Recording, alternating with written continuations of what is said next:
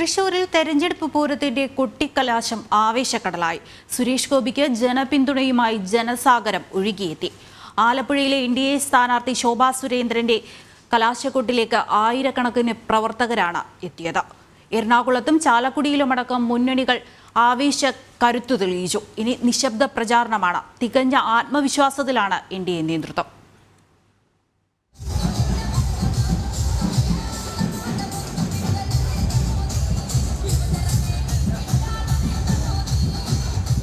തൃശൂരിന്റെ മനസ്സ് ആർക്കൊപ്പം എന്ന ചോദ്യത്തിന് ജനങ്ങളുടെ മറുപടി എസ്ടിക്കൊപ്പമെന്നാണ്. എൻഡിഎ സ്ഥാനാർത്ഥി സുരേഷ് ഗോപിക്കായി ആവേശത്തോടെ കൊട്ടിക്കലാശത്തിൽ വൈകിട്ടോടെ അണിനിരന്നത് ആയിരങ്ങളാണ്. വലിയ വിജയപ്രതീക്ഷ തന്നെയാണ് ജനങ്ങളും ഒപ്പം സ്ഥാനാർത്ഥിയും പങ്കുവയ്ക്കുന്നത്. സ്വരാജ് റൗണ്ടിലൂടെ തെക്കേ ഗോപുര നടയ്ക്ക് മുന്നിൽ സമാപിച്ച കൊട്ടിക്കലാശത്തിൽ എസ്ടിയുടെ വക കലക്കൻ ഡാൻസും.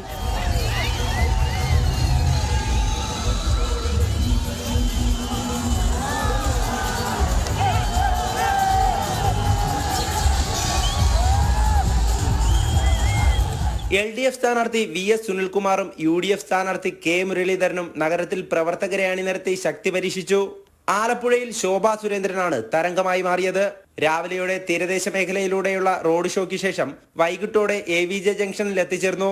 നഗരത്തെ പ്രകമ്പനം കൊള്ളിച്ചുള്ള കൊട്ടിക്കലാശത്തിൽ നിരവധി പേർ ശോഭാ സുരേന്ദ്രനായി അണിനിരന്നു.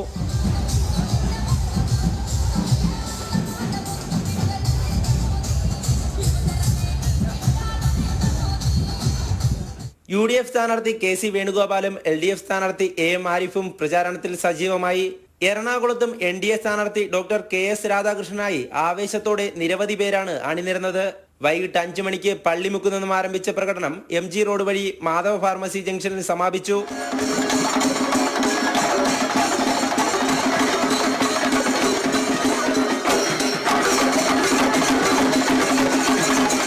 മണ്ഡലത്തിലെ UDF സ്ഥാനാർത്ഥി ഹൈബീഡനും LDF സ്ഥാനാർത്ഥി KJ ഷൈൻ ടീച്ചറും പ്രവർത്തകർക്കൊപ്പം കൊട്ടിക്കലാശത്തിന്റെ ഭാഗമായി.